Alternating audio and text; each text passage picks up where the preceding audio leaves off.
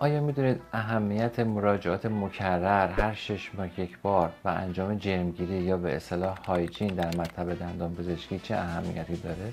در ادامه من برای شما توضیح میدم.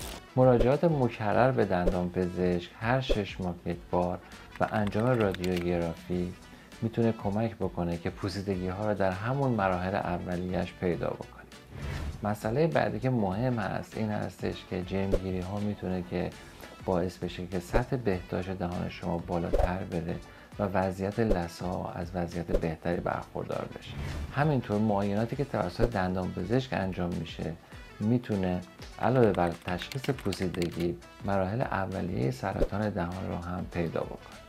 بنابراین به همه بیماران توصیه میکنیم که هر 6 ماه یک بار برای جرمگیری به دندانپزشک مراجعه بکنن و علاوه بر جرمگیری با انجام رادیوگرافی اگر مشکلات دیگری مثل پوسیدگی یا مشکلات خاصی روی لثه دارن اونها رو هم بررسی بشه.